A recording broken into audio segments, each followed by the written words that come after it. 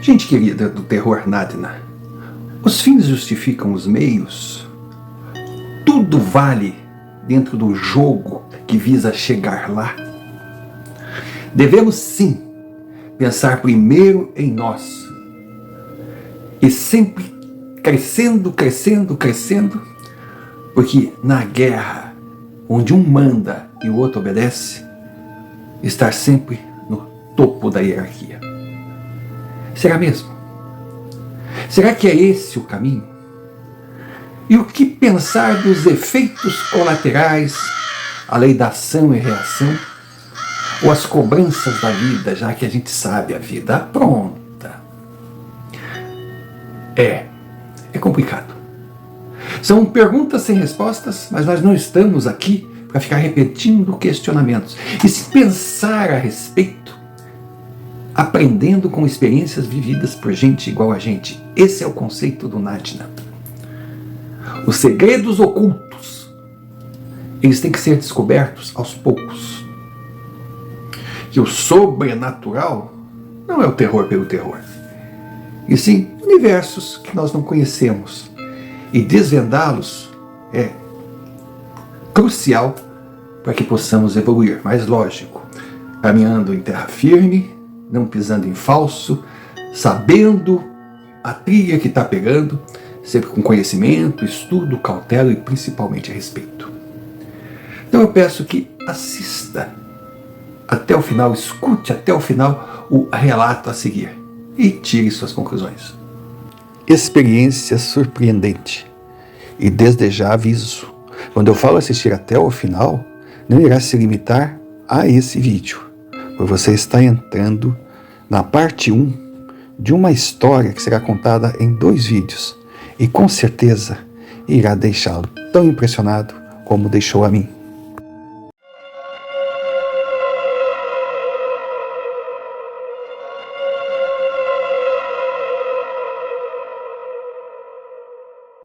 Senhor Romário, muito bom estar aqui, podendo contar, tornar pública a história do Gabriel. Não por coincidência, a minha história. Uma história que começou com uma infância difícil. Dentro da minha pequena casa, da minha humilde casa, que ficava no subúrbio de uma cidade do interior, onde não tinha linha de ônibus que chegava até o meu portão, onde não tinha asfalto, não tinha nem pedras na rua, não tinha calçadas, onde o armazém mais próximo ficava a uns 30 minutos na perna, onde o meio de transporte era a bicicleta do meu pai, porque éramos pobres. Realmente, nós vivíamos com muita dificuldade. Meu pai, coitado, um homem batalhador, um homem ingênuo, porque diante das dificuldades, eu ouvia ele falar com a minha pobre mãe,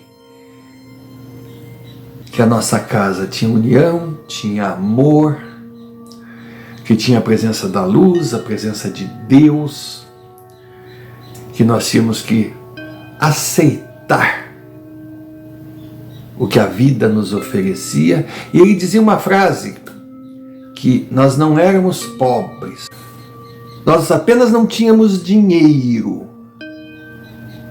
E falta de dinheiro era um estado temporário. Agora, a pobreza era um estado de espírito.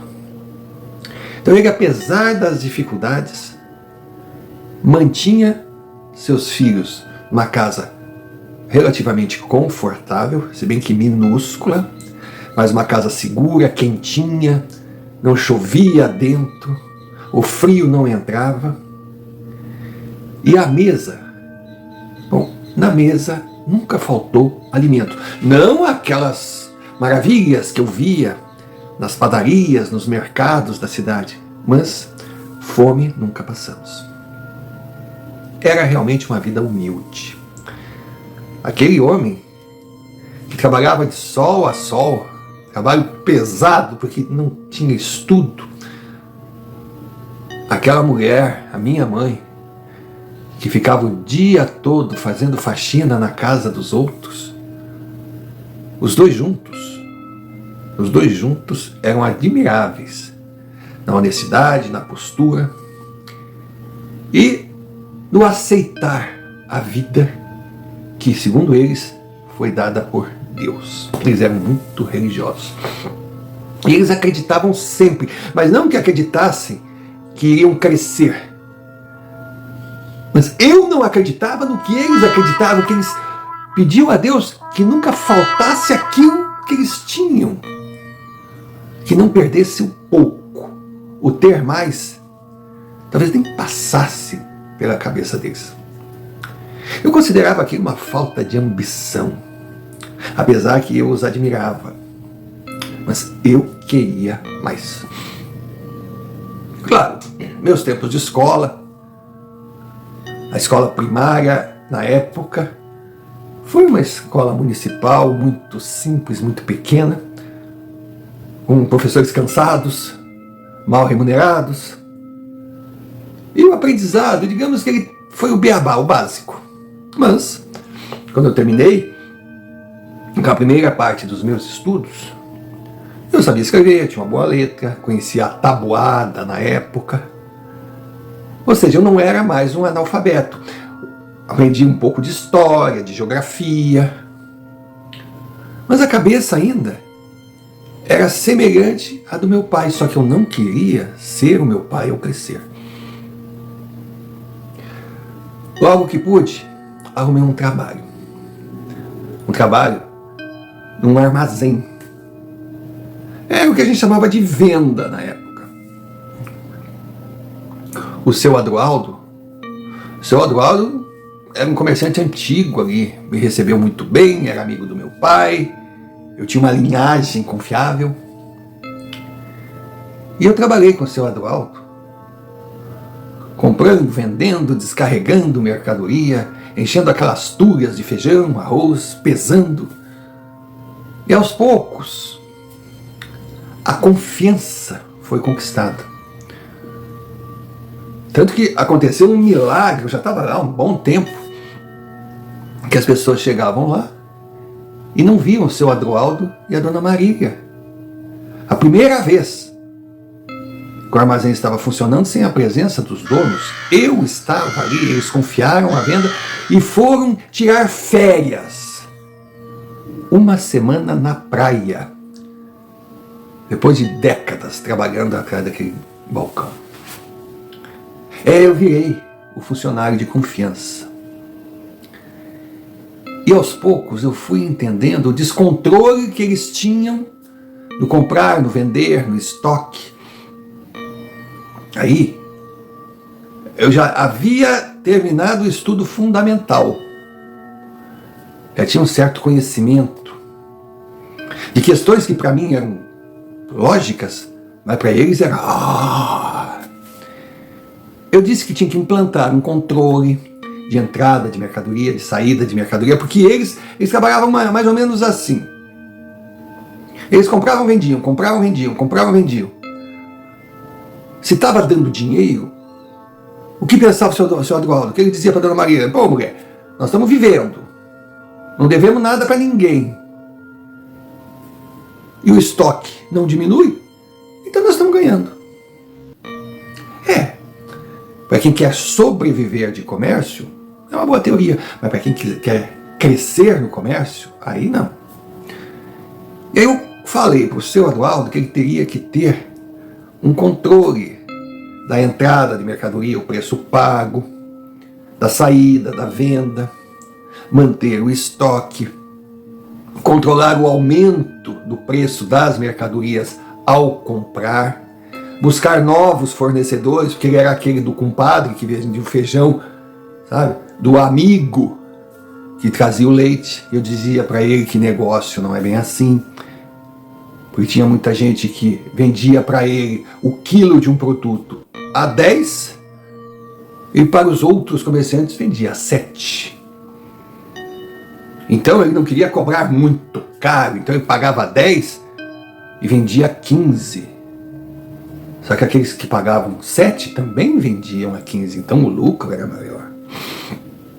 Eu montei todo aquele controle, vamos dizer assim, contábil para ele, livros, tudo certo. Nossa, ele ficou empolgado.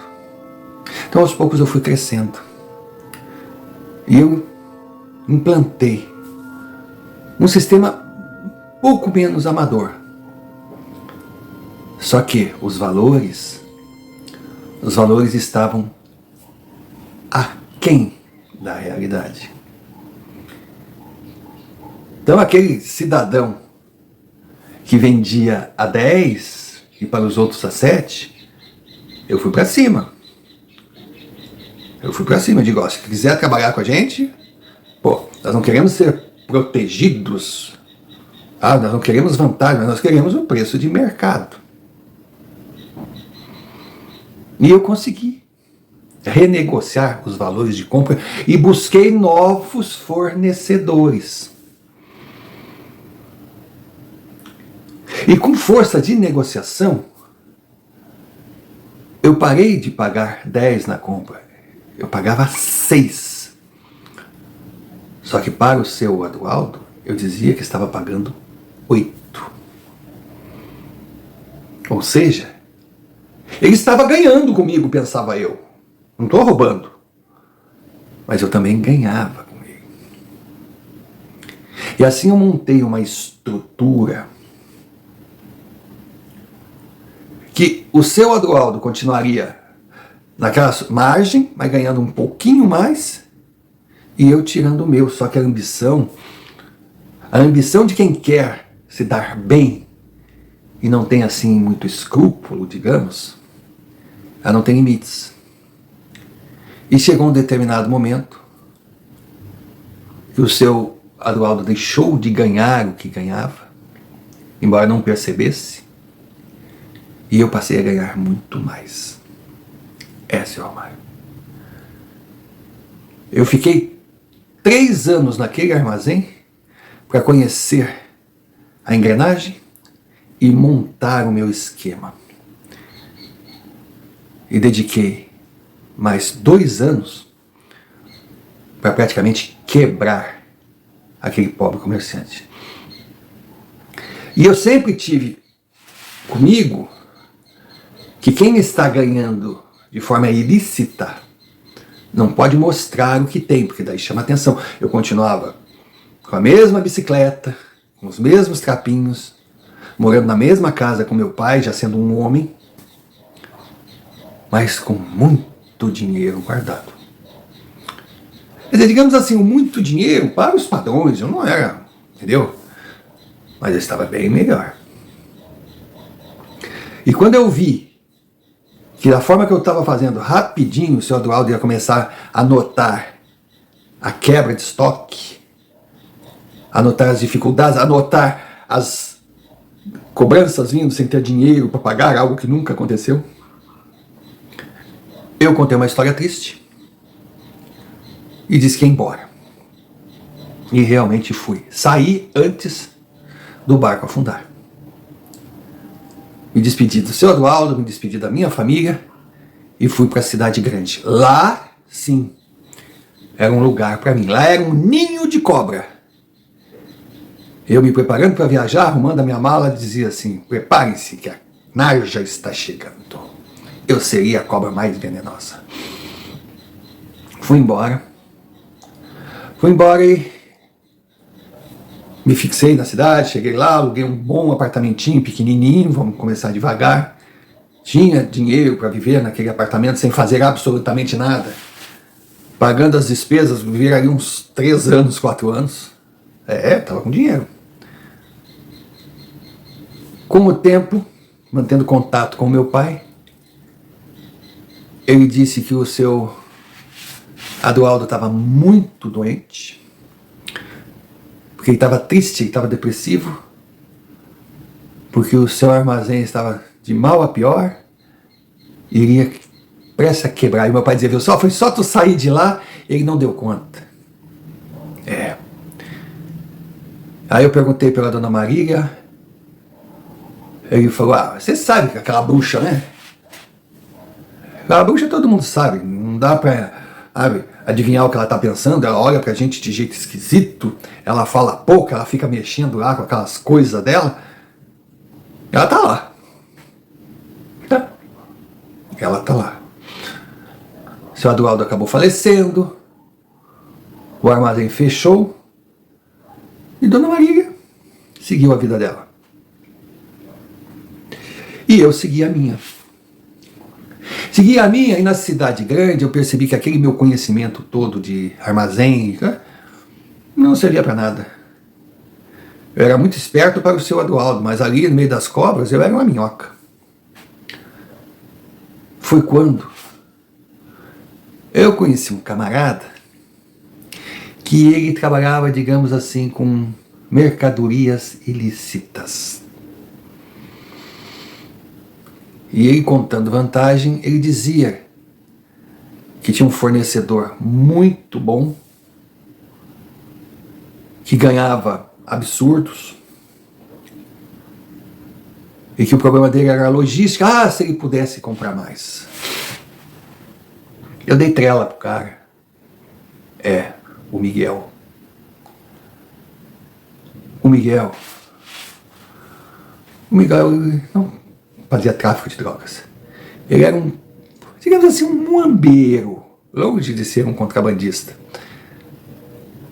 Aquele que ia em determinados lugares, comprava uma mercadoria a 100, vai chegar na cidade, vender a 250, mas comprava pouquinho, ia e voltava, ou seja, ele ia seguir naquela vida até um dia a casa cai, né? Até um dia a casa cai. Aí eu fui conhecer, entender do seu ramo. E dava dinheiro, mas a gente tinha que melhorar a estrutura, a logística do transporte. E claro, que eu não faria que nem o Miguel, que ora ia de ônibus, ora ia com o seu próprio carro, trazia aquela merrequinha, correndo o risco de pegar anos de prisão. Não. Eu sofistiquei porque eu tinha dinheiro. E era uma forma de eu ganhar bem mais que a poupança. E foi o que eu fiz. Eu busquei um caminhoneiro tão ambicioso quanto eu. O Ronaldo. O Ronaldo era jovem, forte, tinha o caminhão dele, mas não estava conseguindo pagar a prestação. Aí eu conversei com o Ronaldo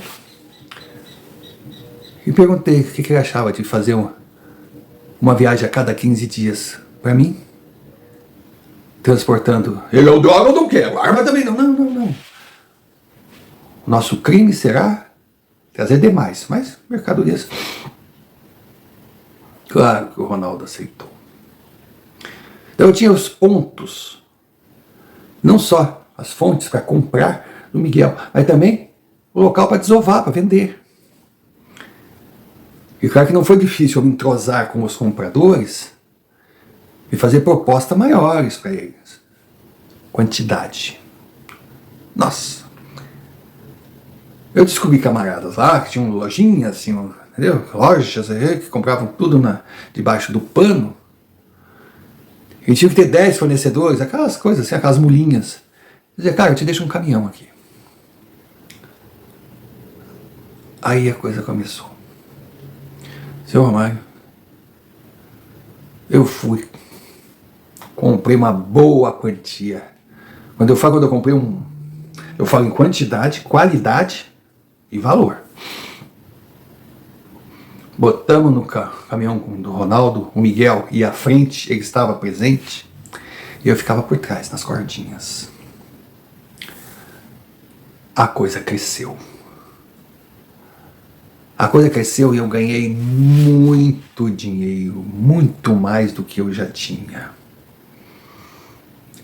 Só que o problema desse mundo... Bom, as pessoas falam que o contrabando da muamba é mais maldito que o dinheiro de puta. que é um dinheiro que não rende, que vai, um dia a casa cai. Só que não é assim, maldição. Não. É uma questão de lógica. Porque quando você é pequenininho, como era o Miguel, você faz tantas vezes que um dia a casa cai. Quando você é médio, você faz menos vezes, mas continua naquela rotina, passa a ser conhecido, aquela coisa toda, um dia a casa cai. Sempre. Porra, você pode passar 100 vezes em fiscalização, fazer 100 viagens que dá tudo certo, mas a viagem 101 dá um problema, pronto, tu é pego. Pego a primeira vez, acabou, porque daí tu fica figurinha carimbada, os caras vão te revistar sempre. Pronto, e se tu não pegar cadeia? Porque nessa vida tu tem que dar sorte de quando for pego por aqueles que aceitam. Mas é uma sorte azarada, porque daí eles vão começar a participar dos seus lucros para te deixar em paz. Mas se tu tiver azar, aí é cana. Agora tem outra situação, que quando tu cresce demais, tu passa a atrapalhar os negócios de gente maior que tu e há mais tempo no mercado.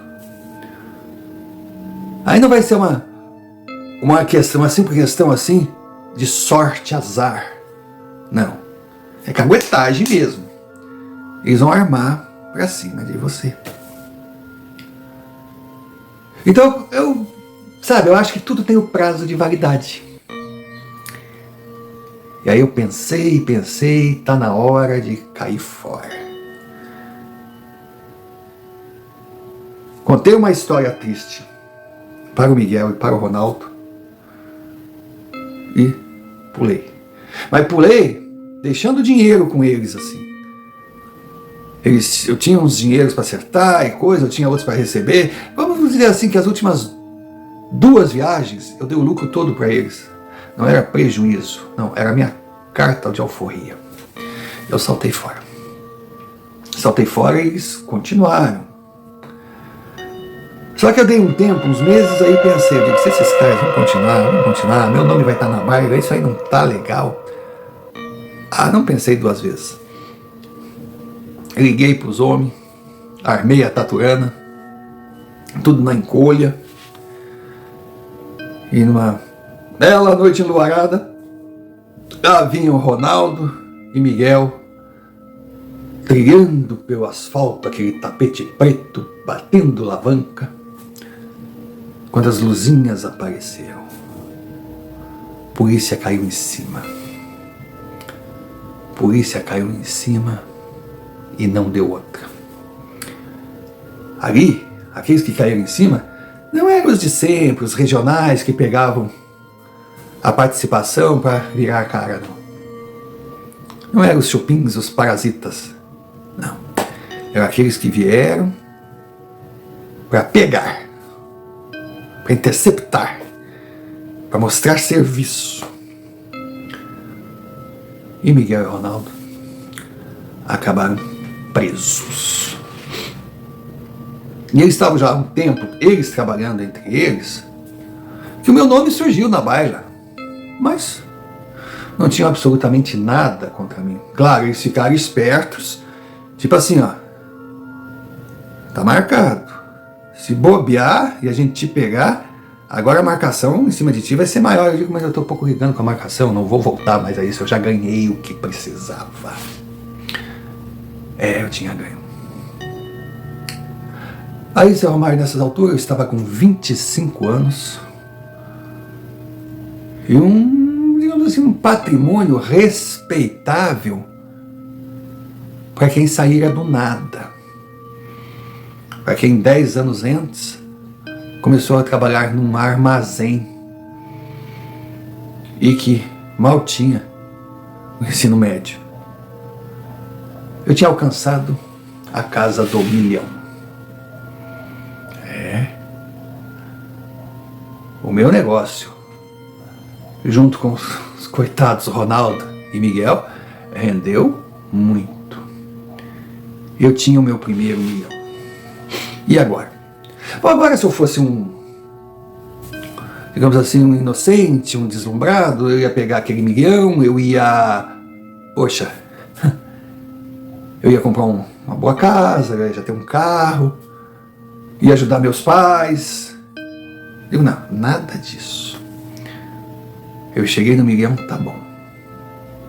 Mas eu quero mais, porque para mim era pouco.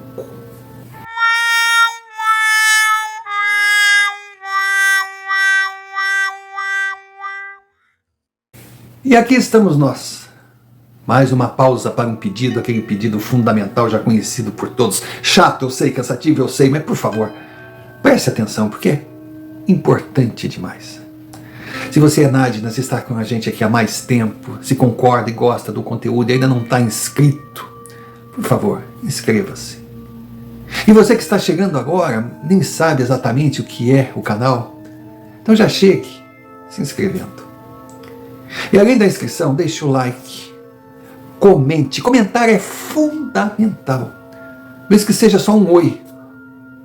Ou então escreva algo aleatório. Vamos lá, a vida pronta. Entra no comentário e escreva a vida pronta. Porque ao se inscrever, ao deixar o like, ao comentar, você registra sua presença no canal. Mostra para o YouTube que o Terror Nadina tem um bom conteúdo e vale a pena investir. Aí a plataforma passa a compartilhar mais e mais vezes os nossos vídeos. Então nos ajude. E claro, se achar que a gente merece, QR Code na tela, chave Pix também. Envie-nos um Pix. Você pode escolher o caminho, QR Code, chave, QR Code, mas ajude-nos, qualquer quantia será bem-vinda. E lógico, se faz parte desse grupo maravilhoso de amigos que envia suas experiências via o e-mail aqui na tela, muito obrigado mesmo. Porque são essas histórias o combustível que move a engrenagem. Então, dado o recado, voltemos ao relato. Pois é, seu Romário. Na minha cabeça, minha forma de pensar, dinheiro nunca é demais. E quanto mais, melhor. Quanto mais, vírgula, melhor. E eu queria mais. Porque eu sabia que a partir dali eu estaria trilhando numa situação que muitas pessoas iriam desejar o que era meu. Então algumas eu teria que afastar e outras eu teria que calar a boca. Então, seja qual fosse o caminho, precisaria ter um algo mais para manter a minha tranquilidade. E eu tinha também que descobrir outra forma de ganhar dinheiro. Foi aí que eu conheci a fascinante pirâmide. Meu Deus do céu. Seria um negócio que eu venderia, pasme, eu venderia ferramentas. Era uma caixa de ferramentas. Aí eu faria reuniões, tudo muito fino, muito elegante, fascinando as pessoas, parecendo eu bem vestido, aquela estrutura toda. E apresentaria a minha empresa como não só uma empresa de compra e venda, não, uma empresa de alto investimento. Então aquela caixa de ferramentas, ela era maravilhosa, era uma coisa cara. Aí eu comprei, fiz um estoque, fiz a reunião e dizia: não é, eu não quero que você compre essa caixa de ferramenta aqui, esse kit maravilhoso, aí mostrava as peças, aquela coisa toda, e saia a vender. Não, eu não quero transformá-lo num vendedor, eu quero transformá-lo num sócio da nossa companhia, num investidor, e que você ganhe sempre mais. Então, para você merecer estar entre nós, você tem que pagar a sua entrada? Não! Eu estou convidando você a crescer com a gente. Então você comprará 3 kits. Com esses 3 kits, você irá para a venda. E as pessoas estão ali, Cada reunião tinha 50, 60, 80, daqueles que, sabe, querem se dar bem, mas acreditam num milagre, naquela proposta. Você irá pegar esses kits e verá o quanto é fácil vender um produto, porque o produto era bom mesmo. Na venda, você ganhará 20% de comissão. Então pensa, Elmar, quanto de ágil eu botei naquela caixa? Em cada kit de ferramenta daqueles eu pagava 20% e tinha muito dinheiro. Só que tem um detalhe. Além de vender, você indicará mais pessoas com esse ímpeto de crescer, com essa vontade de vencer na vida, sempre um passo à frente. E cada um que você trouxer, você ganhará uma comissão de 3%. Então, quanto mais pessoas você colocar, maior será o seu ganho. Porque essa pessoa que você trouxer, se trouxer mais gente, ela também terá a comissão dela e você ganhará mais 1% de cada um que entrar.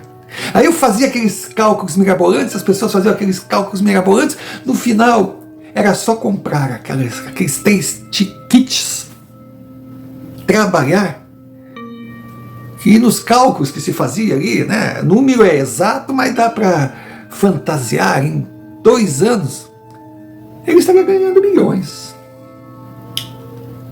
E assim eu fui colocando, a minha empresa começou a ficar famosa, começou a ficar conhecida, e foi crescendo, foi chegando gente, mas é claro, é a pirâmide, né? Quem começa na base ganha. Mas tem uma hora que os lucros, os ganhos, o giro é tão mirabolante que não existe esse dinheiro, quer dizer, vai chegando na ponta, quem estiver chegando tarde, perde o que investiu mais um pouco. Porque se pensar bem, quem ganha é quem cria a estrutura. Esse ganha muito. Esse eu. E os outros, bom, os primeiros que chegam ganham bem. E até se dariam bem se soubessem a hora de parar. Mas eles não sabem a hora de parar. Então eles vão trazendo mais gente. Chega uma hora que eles serão responsáveis por aqueles que perderam. E quando a pirâmide explode, a gente sabe, é polícia, é isso e aquilo. E esse sempre foi o meu dom, saber a hora de parar. E eu pulei fora cedo, chamei os primeiros que chegaram, claro que aqueles, os pioneiros, né, os mais afoitos, aqueles que trabalhavam 24 horas por dia, aqueles que eram tão ambiciosos quanto eu, mas sem miolos. Eu chamei e disse para eles que eu estava cansado, estava com problema de saúde, e que eu teria que parar, mas que eu queria que a empresa continuasse. Eu queria passar a empresa para eles. No mundo dos negócios, o homem que quer se aprofundar nesse ambiente precisa ser frio, calculista. Nenhuma atitude pode ser por acaso. Tudo planejado para ser posto em prática no momento e com as pessoas certas. Então, eu cheguei naquele ponto que a minha pirâmide, o meu tempo de kit de ferramenta havia acabado. Teria que ser tudo feito com calma, dando aquela impressão de legitimidade e lógico, que eu estava sendo inocente e que as minhas vítimas estariam levando uma grande vantagem sobre mim. Eu só esperava, sabe aquela coisa assim, da serpente que espera a hora certa? Mas a coisa já ia caminhando para a martelada final. E foi nesse período que eu tive a primeira sensação de algo diferente. Estranho, muito estranho.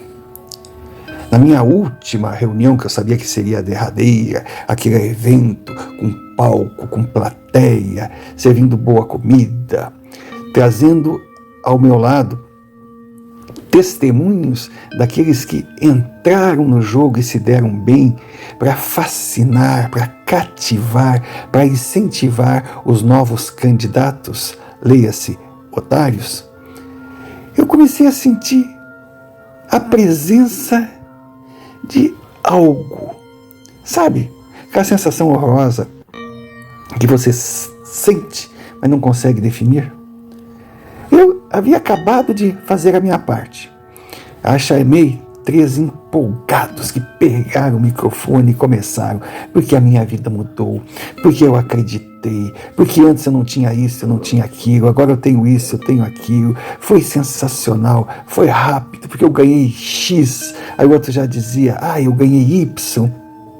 Olha, era mais ou menos comparando a sermões daquelas igrejas que querem captar cada vez mais seguidores, aumentar o rebanho. Só faltavam dizer aleluia, aleluia, milagre, mas era aquela emoção. Eu estava ali, analisando cada um dos presentes, procurando vítimas em potencial, vendo as mais animadas, quando de repente eu me deparei com aquela criatura. Eu fiquei paralisado. Parece que tudo ao redor deixou de existir. Eu só enxergava aquele homem. Era um homem que me fixava. Eu tinha certeza que ele estava olhando para mim. Só que algo diferente aconteceu. Não era eu que estava entrando na sua mente, e sim ele que conseguiu invadir o meu corpo, chegou até a minha alma. Parece que ele me despiu, me fragilizou. Uma sensação estranha, impotente, sabe? Aquele camarada que vence no olhar, que se impõe, de repente ser reduzido a pó. Foi uma sensação nova e muito perigosa. De repente, eu senti medo. E ali estava eu, encarando aquele homem e desligado do ambiente que eu criei para chamar mais candidatos que com o potencial de me tornar mais rico, e agradecendo pela oportunidade. Quando de repente eu vi que chamaram meu nome, eu olhei assim, todo mundo em silêncio, esperando, e perceberam que eu estava fora. Aí eu perguntei, como?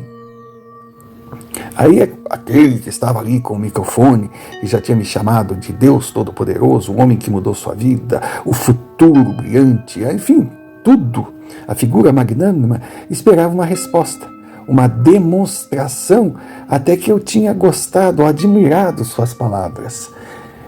De cara eu voltei a ser eu e não poderia decepcioná-lo. Peguei o microfone, continuei em silêncio. Aí olhei para ele assim, olhei para a plateia e simplesmente disse, diante de palavras tão inteligentes, tão carinhosas, respeitosas, a única forma que eu encontrei de dizer o quanto eu estava feliz e agradecido foi alguns minutos de silêncio. Nossa, coitadinho do meu lado se achou o rei da cocada preta, o pessoal aplaudiu.